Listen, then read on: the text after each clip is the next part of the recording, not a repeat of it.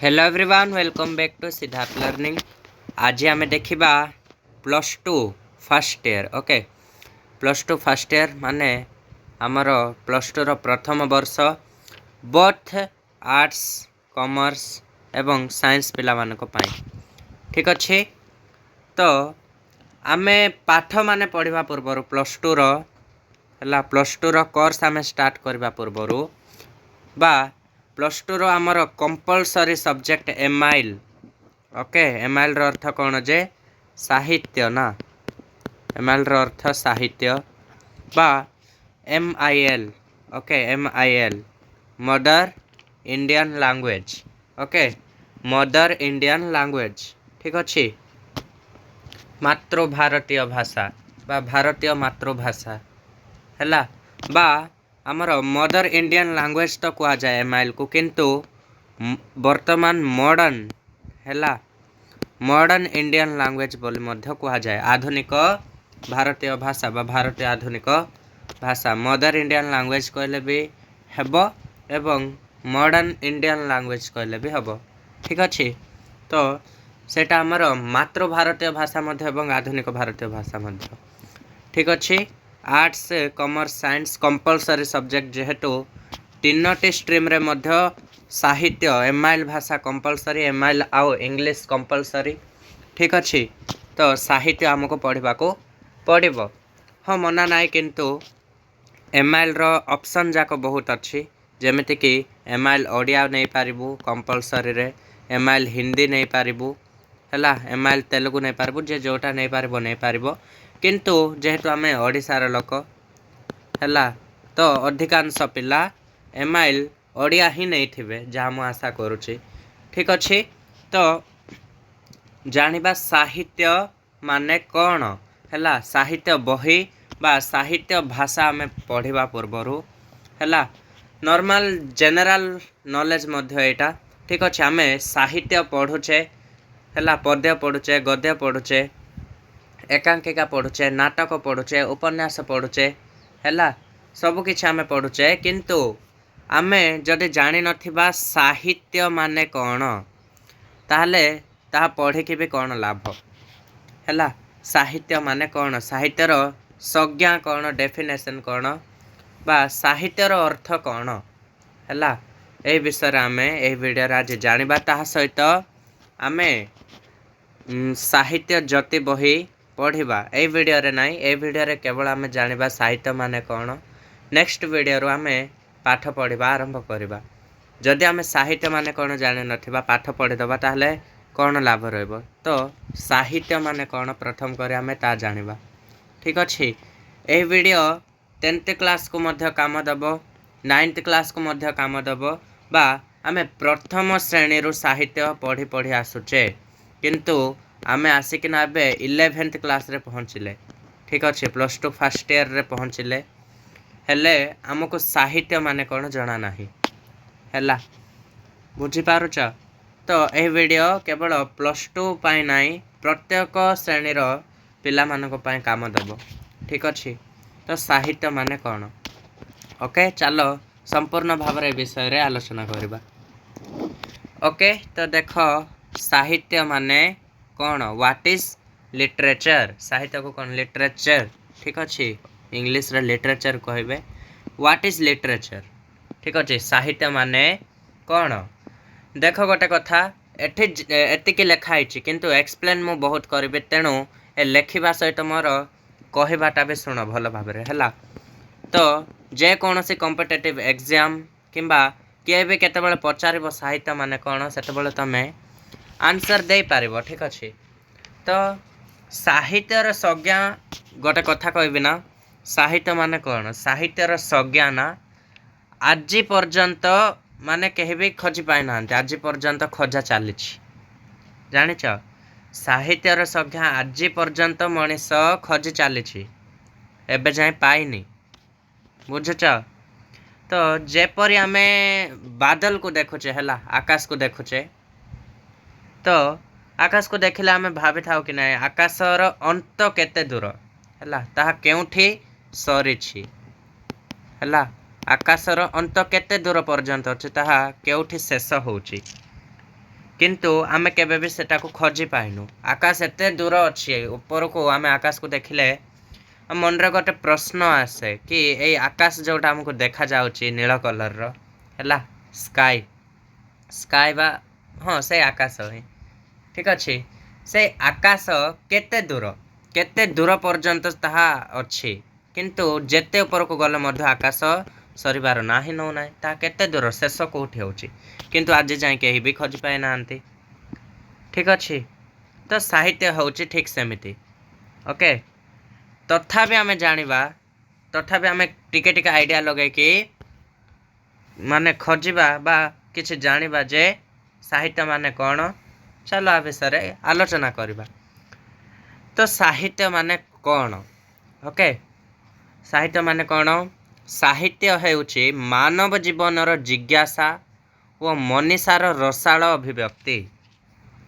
हैला साहित्य हेउछि मानव जीवनर जिज्ञासा और मनीषार रसाल अभिव्यक्ति एटा टिके साहित्यिक भाषा हे गला तुमको बुझौछि हैला साहित्य होची मानव जीवनर मानव माने के मनीष आम माने मानव जीवनर जिज्ञासा जिज्ञासा माने कौन इच्छा ओके हम मानव जीवनर इच्छा जिज्ञासा इच्छा शक्ति हैला इच्छा शक्ति वो मनीषार रसाल अभिव्यक्ति मानव माने तो मनीष एवं मनीषा माने कौन मनीषा होची जो प्रचंड ज्ञानी ऋषि माने अछंती हैला ज्ञानी माने अछंती तांकर रसाल अभिव्यक्ति माने कौन जे तांके जोटा प्रकाश करि थांती हैला जो प्रचंड ज्ञानी माने जो कथा को प्रकाश करि थांती हैला प्रकाश करि थांती ताहा हेउची साहित्य हैला आम मानव जीवनर मनीष जीवनर इच्छा जिज्ञासा व से प्रचंड ज्ञानी मानकर जोटा तांके प्रकाश करि थांती ताहा हेउची साहित्य ठीक अच्छे सरल भाषा रे बुझिल मनीषार अर्थ होची ज्ञानी रसाल रसाल युक्त अभिव्यक्ति हैला रसाल अभिव्यक्ति प्रकाश करि थांती ताहा ही साहित्य ओके अन्य अर्थ रे कहबा को गले कोन जे आम मनर अनुभव हैला आम मनर अनुभव बा भावना को प्रकाश करबा को हैला आम मनर भावना अनुभव को प्रकाश करबा को रूपांतरित करि थाउ ना ताहा ही साहित्य ओके साहित्य सब बेले परिवर्तनशीलता मने रख ए कथा साहित्य होची सब बेले परिवर्तनशील आहार रूप निर्णय करबा कष्टकर हैला आर रूप केबे आमे निर्णय करि पारबा नै एहा बहुत कष्टकर ठीक अछि साहित्य होची कोन जे परिवर्तनशील से ठीक अछि केते बेले भी परिवर्तन हे पारे यार रूप आम निर्णय करूँ ना बहुत कष्ट रूप निर्णय करार है आउ साहित्य समाजर हित पाई सृष्टि हित माने भल भल कामना पाई सृष्टि है साहित्य समाजर हित कामना पाई सृष्टि होइछि ठीक अच्छे तो सृष्टि कहा द्वारा है सृष्टि तो है किए जन सृष्टि करिथिबो ना किए करिछि सृष्टि हैला जानिबा तो यार रूप आम निर्णय करि पारिबा नै ता सहित साहित्य समाज पाई हित हैला भल बुझिल भल पाई हित पाई सृष्टि होइछि यह विश्व पृथ्वी कल्याण ही बा विश्व एवं पृथ्वीर कल्याण ही साहित्यर मूल लक्ष्य हैला जेमिति केबे कहली आम समाजर हित पाई से आसी तो विश्व एवं पृथ्वी पृथ्वी विश्व माने पृथ्वी है पृथ्वीर कल्याण ही साहित्यर मूल लक्ष्य साहित्यर मूल लक्ष्य प्रमुख लक्ष्य होची कौन पृथ्वी विश्वर कल्याण ओके तो मनीषर आवेग और बुद्धि ही साहित्यर सृष्टि एबे कहिथिले ना साहित्य कौठर सृष्टि साहित्य कौठर सृष्टि देख आम मनीष मान द्वारा ही साहित्यर कौन सृष्टि ओके तो मनीषर आवेग आवेग है विवेक एवं बुद्धि ही कौन साहित्यर सृष्टि ठीक अच्छे किंतु सत्य एवं वास्तवता जगु सत्य एवं वास्तवतार मिश्रण रो साहित्यटी बा एहा कालजय होता है ସତ କଥା ମଣିଷର ଆବେଗ ଏବଂ ବୁଦ୍ଧିରୁ ହିଁ ସାହିତ୍ୟ ସୃଷ୍ଟି, କିନ୍ତୁ ଏହା କାଳଜୟୀ କେବେ ହେଇଥାଏ? କାଳଜୟୀ ସେତେବେଳେ ହେଇଥାଏ ଯେତେବେଳେ ସତ୍ୟତା ବା ସତ୍ୟ ଏବଂ ବାସ୍ତବତାର ମିଶ୍ରଣ ହୋଇଥାଏ। ବୁଝିଲ? ମନେ ରହିଲା? ଠିକ୍ ଅଛି, ଚାଲ ତେବେ ଆମେ ଦେଖିବା ମାନବ ଦ୍ୱାରା ସାହିତ୍ୟର ମାନେ ଗୋଟେ କଥା ଦେଖ, ମାନବ ଦ୍ୱାରା ହିଁ ସାହିତ୍ୟର ସୃଷ୍ଟି ହେଇଛି। ମଣିଷର ଆବେଗ ଏବଂ ବୁଦ୍ଧିରୁ ହିଁ ସାହିତ୍ୟ ସୃଷ୍ଟି ହେଇଛି ହେଲା। କିନ୍ତୁ ଏହା ଅପରିସୀମ ଓ ପରିବର୍ତ୍ତନଶୀଳତା, ଏହା କେତେବେଳେ ପରିବର୍ତ୍ତନ ହେଇଯାଏ। ଆଉ ଗୋଟେ ଇଣ୍ଟରେଷ୍ଟିଂ କଥା ଦେଖ, ମାନବ ଦ୍ୱାରା ହିଁ ସାହିତ୍ୟର ସୃଷ୍ଟି ହେଇଛି, କିନ୍ତୁ ସେଇ ମାନବ ବା ଆମମାନେ ମଣିଷ ଦ୍ୱାରା ହିଁ ସୃଷ୍ଟି ହେଇଛି ସାହିତ୍ୟ, କିନ୍ତୁ ମଣିଷ ହିଁ ଜାଣିନାହିଁ ସାହିତ୍ୟ ମାନେ କ'ଣ ହେଲା। ବୁଝିପାରୁଛ? ଏଇ ମଣିଷରୁ ସାହିତ୍ୟର ସୃଷ୍ଟି ହେଇଛି, ଠିକ୍ ଅଛି, କିନ୍ତୁ ଏ ମଣିଷ ହିଁ ଜାଣିନାହିଁ କି ସାହିତ୍ୟ ମାନେ କ'ଣ। କେତେ ଇଣ୍ଟରେଷ୍ଟିଂ କଥା, ଠିକ୍ ଅଛି। ମାନବ ମାନେ କ'ଣ ଯେ ଆମମାନେ ଜାଣିଛେ କି ସାହିତ୍ୟର ଡେଫିନେସନ୍, ସାହିତ୍ୟ ମାନେ କ'ଣ ହେଲା।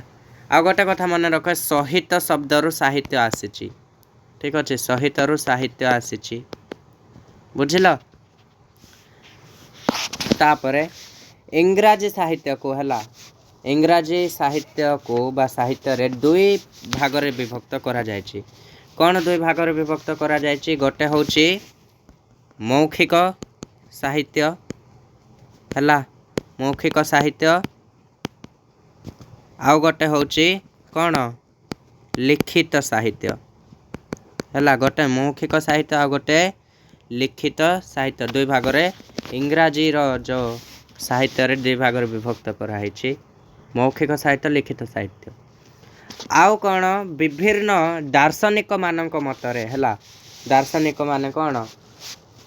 ଫିଲୋସଫର ହେଲା, ଫିଲୋସଫର ମାନଙ୍କ ମତରେ ସାହିତ୍ୟ ମାନେ କ'ଣ ଜାଣିବା। ଯେମିତିକି ଏଠି ଦେଖ ଦିଆ ହେଇଛି ଆମର ପ୍ଲାଟୋ। ପ୍ଲାଟୋ ମାନେ କ'ଣ? +2 ଆର୍ଟ୍ସ ଯେଉଁମାନେ ନେବ, +2 ଆର୍ଟ୍ସ, ତାଙ୍କେ ପଲିଟିକାଲ୍ ସାଇନ୍ସ ହିଷ୍ଟ୍ରିରେ ପଢ଼ିବ ପ୍ଲାଟୋ କିଏ ହେଲା। କିମ୍ବା ତୁମମାନେ ପ୍ଲାଟୋଙ୍କ ବିଷୟରେ ଅନଲାଇନ୍ରେ ସର୍ଚ୍ଚ କରିକି ମଧ୍ୟ ଦେଖିପାରିବ ପ୍ଲାଟୋ କିଏ। ଏସବୁ ଇମ୍ପୋର୍ଟାଣ୍ଟ ଅଛି ହେଲା। ଯେଉଁମାନେ ଆର୍ଟ୍ସ ନେଉଛ ସମସ୍ତଙ୍କ ପାଇଁ ଇମ୍ପୋର୍ଟାଣ୍ଟ ପ୍ଲାଟୋ କିଏ, ସମସ୍ତେ ସବୁ କ୍ୟାରେକ୍ଟର ମାନେ ବହୁତ ଇମ୍ପୋର୍ଟାଣ୍ଟ ଅଛନ୍ତି। ବହୁତ ଭଲ ଭଲ ରୋଲ୍ସ ଏବଂ ଚରିତ୍ର ଭଲ ଭଲ ନିଭେଇକି ସେମାନେ ଯାଇଛନ୍ତି ହେଲା। ତ ପ୍ଲାଟୋ କ'ଣ କହିଥିଲେ? ଯେଉଁ ସମୟରେ ପ୍ଲାଟୋ ଥିଲେ ସେ କ'ଣ କହିଥିଲେ ସାହିତ୍ୟକୁ, ମାନେ ସାହିତ୍ୟ ମାନେ କ'ଣ ହେଲା, ତାର ସଂଜ୍ଞା ଦେଇଥିଲେ। ସଂଜ୍ଞା ମାନେ କ'ଣ? ଡେଫିନେସନ୍ ବା ସାହିତ୍ୟ କାହାକୁ କୁହାଯାଏ, କ'ଣ ସାହିତ୍ୟ ମାନେ କ'ଣ? ପ୍ଲାଟୋ କ'ଣ କହିଥିଲେ? ଜୀବନ ଜଗତର ଅନୁକରଣ ହେଉଛି ସାହିତ୍ୟ। ଓକେ, ପ୍ଲାଟୋ କ'ଣ କହିଥିଲେ? ଜୀବନ ଜଗତର ଅନୁକରଣ ହିଁ ସାହିତ୍ୟ। ତାପରେ ପି.ବି. ସିଲିଙ୍କ ମତରେ, ପି.ବି. ସିଲି ବୋଲି ଗୋଟେ ବୈଜ୍ଞାନିକ ଥିଲେ, ଦାର୍ଶନିକ ଥିଲେ। ପି.ବି. ସିଲି କ'ଣ କହିଥିଲେ ହେଲା, ସାହିତ୍ୟ ହେଉଛି ସତ୍ୟର ପ୍ରତିଫଳନ ହେଲା, ସାହିତ୍ୟ ହେଉଛି ସତ୍ୟର ପ୍ରତିଫଳନ। ତ ଏହିପରି ଭାବରେ ସାହିତ୍ୟ ମାନେ କ'ଣ ଆମେ ଦେଖିଲେ। ଓକେ, ଆଉ ସାହିତ୍ୟ ମନେ ରଖ ସବୁବେଳେ, ସାହିତ୍ୟ ସବୁ ଜାଗାରେ ଅଛି। ବୁଝିଲ? ସାହିତ୍ୟ ସବୁ ଜାଗାରେ ଅଛି। ଇତିହାସରେ ଅଛି, ବିଜ୍ଞାନରେ ଅଛି, ରାଜନୀତି ବିଜ୍ଞାନରେ ଅଛି, ଗଣିତରେ ଅଛି, ସବୁ ଜାଗାରେ ସାହିତ୍ୟ ଅଛି। ଇଂରାଜୀରେ ଅଛି, ଇଂଲିଶରେ ଅଛି ହେଲା। ସାହିତ୍ୟରେ ତ ସାହିତ୍ୟ, ଓଡ଼ିଆ ଭାଷାରେ ସାହିତ୍ୟ ଅଛି, ଇଂଲିଶ ଭାଷାରେ ସାହିତ୍ୟ ଅଛି, ସବୁ ଭାଷାରେ ସାହିତ୍ୟ ଅଛି ହେଲା। ପୃଥିବୀ ସୃଷ୍ଟିରେ ମଧ୍ୟ ସାହିତ୍ୟ ଅଛି, ଇତିହାସ, ରାଜନୀତି ବିଜ୍ଞାନ, ଭୂଗୋଳ ହେଲା, ଅର୍ଥନୀତି, ସବୁ ଜାଗାରେ ସାହିତ୍ୟ ଅଛି। ସାହିତ୍ୟର ବିନା ଜୀବନ ବଞ୍ଚିବା ଅସମ୍ଭବ ହେଲା। ସାହିତ୍ୟ ସବୁ ଜାଗାରେ ଅଛି, କିନ୍ତୁ ସାହିତ୍ୟ ସବୁ ଜାଗାରେ ଥାଇ ମଧ୍ୟ, ଆମ ପାଖରେ ସାହିତ୍ୟ ଥାଇ ମଧ୍ୟ ଆମେ ଜାଣିନେ ଯେ ସାହିତ୍ୟ ମାନେ କ'ଣ। ଆମେ କିଏ ସାହିତ୍ୟ ବିଷୟରେ କହିବାକୁ? ହଁ, ଆମେ ପାରିବୁନି ସାହିତ୍ୟ ମାନେ କ'ଣ କହିବାକୁ, କିନ୍ତୁ ଆମ ଦ୍ୱାରା ଯେତିକି ସମ୍ଭବ, ମନୁଷ୍ୟମାନଙ୍କ ଦ୍ୱାରା ଯେତିକି ସମ୍ଭବ ହେଲା, ଆମେ ସେତିକି ଜାଣିବା କଥା। किंतु आज जाए खोजा चली जे साहित्य माने एक्चुअली कौन आज जाए खोजिकी पाई नाहंती। जमिति मु कहिथिली पूर्वरु बा प्रथम कहिथिली आकाश को आमे देखुचे ऊपर को किंतु आकाश केते दूर जाइछि केते तार अंत केते तार दूरता केते कोठी से सरुछि हमें जानिने हैला। ठीक सेमिति साहित्य माने कौन एबे जाए खोजा चलछि केही पाई नाहंती किंतु आमे जेतिके सक्षम आमे जेतिके जानिबा कथा सेतिके आमे जानिले एवं केही हमको जदि पचारंती साहित्य माने कौन आमे एपरि भाबरे उत्तर देई पारिबा। ठीक अछि ओके। तो वर्तमान आमे जो तमर बही अछि कौन जे हमर +2 हैला +2 फर्स्ट ईयर रो बही साहित्य ज्योति प्रथम भाग द्वितीय भाग केबे पढ़िबो +2 सेकंड ईयर रे ओके किंतु प्रथम भाग आमे +2 फर्स्ट ईयर रे पढ़िबा। ठीक अछि साहित्य ज्योति। तो चलो साहित्य ज्योति बही संपर्क रे एवं तार एग्जाम रो पैटर्न संपर्क रे किछ आमे जानिबा तापर नेक्स्ट वीडियो रो आमे कोर्स बा पाठ पढ़िबा आरंभ करबा। ठीक अछि देखो एठी एमआईएल ओडिया आधुनिक भारतीय भाषा जेमति कि मु कहिथिली मॉडर्न बा एमआईएल हैला एमआईएल रो फुल फॉर्म कोन modern okay modern Indian language okay modern Indian language माने आधुनिक भारतीय भाषा बा मातृभाषा बा भारतीय मातृभाषा भी कहि पारिबा। ठीक अछि बाध्यतामूलक बा compulsory both arts commerce science तीनटा जाक पाए। ठीक अछि प्रथम वर्ष भाग 1 हैला माने फर्स्ट ईयर पाए। तो परीक्षा पैटर्न भी एठी अछि देख फुल मार्क रहइबो तमर 100 हैला तमे जेमति एबे 10th क्लास रे 100 मार्क रो एग्जाम देलो। ठीक अछि आ समय रहइबो तमर 3 घंटा हैला 3 घंटा समय रहइबो फुल मार्क थिबो 100 हैला एनुअल एग्जाम कथा कहूची इंटरनल नाइ एनुअल एग्जाम। ठीक अछि 100 मार्क रो परीक्षा हो 3 घंटा समय मिलिबो ओके। तो देखिबा गद्य विभाग रे प्रथम हमर गद्य विभाग देखिबा गद्य विभाग रे हमर को को चैप्टर गुडी को अछि। प्रथम चैप्टर देखो सरसुपदर हैला सरसुपदर आहार लेखक होचंती गोपीनाथ महांती। सेकेंड चैप्टर होची झेलम नदी रे संध्या कुंज बिहारी दास आर लेखक। तापरे मधुबाबू चिंतामणि आचार्य ठीक अछि मधुबाबू चैप्टर। तापरे गाँ मजलिस हरे कृष्ण महतो। तापरे आउ गोटे हमर नुआ पाठ ऐड हैला 5 नंबर गद्य विभाग रो सेही स्मरणीय दिवस हैला सेही स्मरणीय दिवस 5 नंबर चैप्टर।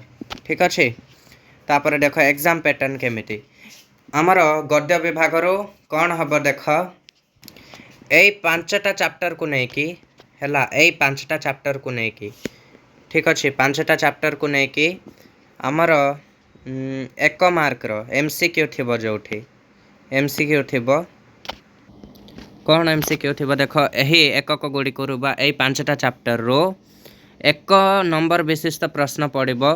प्रत्येक प्रश्न पर 4टी लेखाएं संभाव्य उत्तर थिबो माने 5टा पाठ रो कोन 5टा 1 मार्क विशिष्ट हैला 5टा एमसीक्यू पड़िबो ए 5टा चैप्टर रो 5टा एमसीक्यू पड़िबो हैला जारे कि 4टा ऑप्शन थिबो एमसीक्यू। ठीक अछि सेठी मध्य रो परीक्षार्थी माने केवल ठीक उत्तर को बाछि कि लेखिबे 4टा ऑप्शन रो एबीसीडी रो कोठाले गोटे को लेखिबे। ठीक अछि तापर नेक्स्ट देखो 4टी 1 नंबर विशिष्ट सेटा तो एमसीक्यू थिला एटा डायरेक्ट तमे आंसर लेखिबो 4टी 1 नंबर विशिष्ट प्रश्न रहइबो सेठिरु जे कोनोसी 3टी रो उत्तर गोटे गोटे वाक्य रे दबो हैला 4टा प्रश्न देथिबो 5टा पाठ रो 4टा प्रश्न देथिबो हैला 4टा प्रश्न रो आमे जे कोनोसी 3टा रो उत्तर गोटे सिंगल लाइन रे दबा बा गोटे वाक्य रे दबा। ठीक अछि 1 मार्क रो 3 मार्क सेही परे देखो एई 5टी चैप्टर रो 3 मार्क रो प्रश्न पड़िबो केतेटा 2टा सेठिरो सॉरी 3 मार्क रो नाइ एठी भूल कहली एठी कोन ना 3टी प्रश्न पड़िबो केते 2 मार्क रो 3टी प्रश्न पड़िबो सेठिरो 3टी भितर हमको जे कोनोसी 2टी लेखिबा को पड़िबो 2टी वाक्य रे 2टा सेंटेंस रे लेखिबो हैला। तापर देखो एठी 2टा 3 मार्किया क्वेश्चन पड़िबो 3 मार्क रो 2टा क्वेश्चन पड़िबो से दुईटा भितर जेकोसी आम गोटे लिखा 30टी शब्द 30टी वार्ड रे आम लिखा ठीक अच्छे तापाई रही 3 मार्क। तापर यही 5टा विषय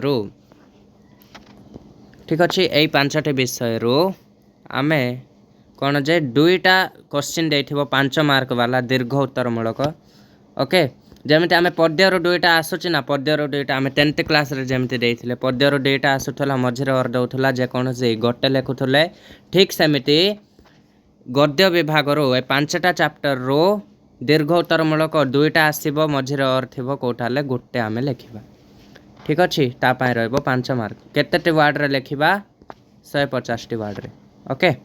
तापर देख पद्य विभाग साहाड़ा वृक्ष जहाँ सारला दास लिखिं साप मोचन जगन्नाथ दास लिखिं हिमकाल दीनकृष्ण दास लिखिं मित्रता उपेन्द्र भंजक द्वारा रचित तापर शेष पୟରେ पशुची शरण भीम भई लिखिं एटा हूँ पद्य विभाग है कविता विभाग एठिरु मध्य ठीक सेमिति ही है ठीक सेमिति एठी भी 5टा अच्छी देख 5टा चैप्टर तुमर 5टा पद्य एठी भी ठीक सेमिति यही 5टारू तुमको 5टा MCQ दब ठीक अच्छे 5टा MCQ 4टा ऑप्शन थी ABCD जेकोसी गोटे लिख 5 मार्क तापर 4टी 1 नंबर विशिष्ट प्रश्न थी जेकोसी 3टा तुम गोटे लाइन एक वाक्य आंसर दब 3 मार्क तापर 3टा तुमर 2 मार्क क्वेश्चन थी है 2 मार्क जेकोसी 2टा लिख तुम 2 लाइन रे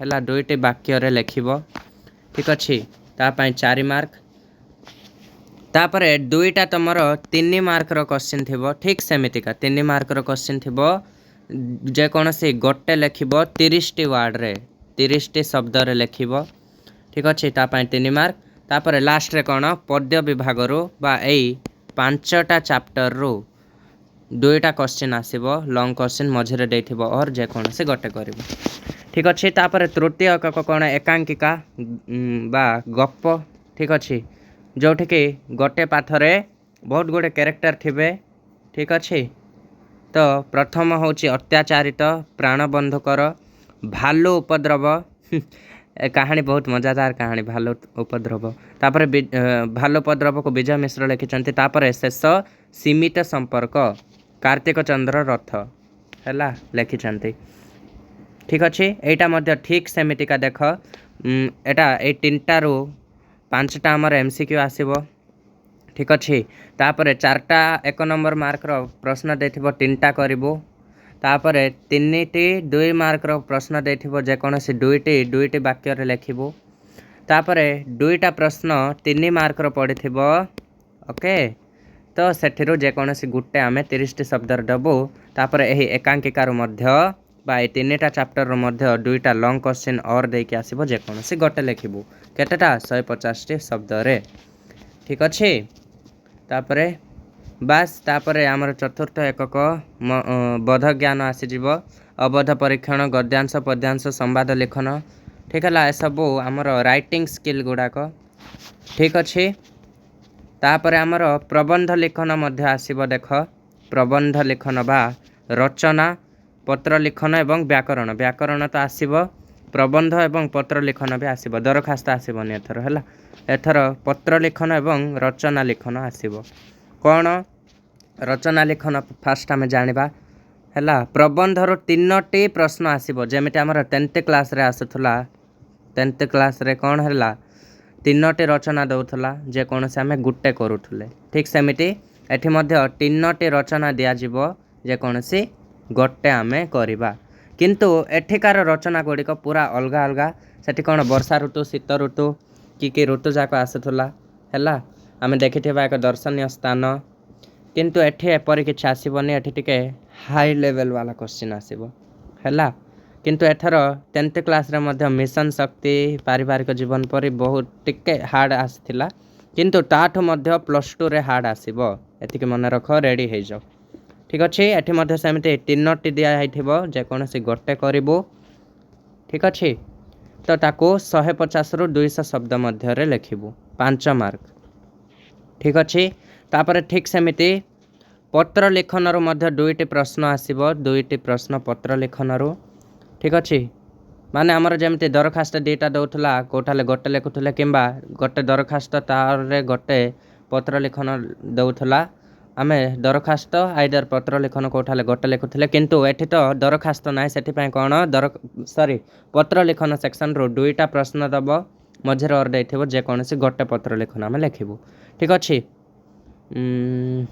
बास तापर आउ कौन पद प्रकरण माने व्याकरण आसछि विशेष्य विशेषण सर्वनाम तापर अव्यय क्रियारू 4टी लेखाएं प्रश्न पड़ो से दुईटी लेखाएं उत्तर देवाको पड़ो ठीक अच्छे ओके बास यहाँ तो आमर सेकेंड ईयर द्वितीय वर्षर आ विषय जानवा दरकार ना तो ठीक अच्छे आम नेक्स्ट वीडियो रे कौन जे ओडिया भाषार पाठ पढ़ा आरंभ करदे ठीक अच्छे प्रथम आम कौटा पढ़ा सरसुपदर पढ़ा कि पद्यरू आरंभ करवा ना गद्यरू कौन कौच कमेंट बॉक्स रे मते जनाओ पद्यरू हेले आमे कौन जे पद्यरू आमे प्रथमे हिमकाल पढ़ा बहुत इजी चैप्टर प्रथम आकु सारिबा ठीक अच्छे हिमकाल बहुत इंटरेस्टिंग स्टोरी बा बहुत इंटरेस्टिंग जो कवितार वर्णना कर कौन जे दीनकृष्ण दास ठीक अच्छे फास्ट आमे हिमकाल पढ़ा जदि नाई गद्यरू पढ़ा माने फास्ट आमे कौन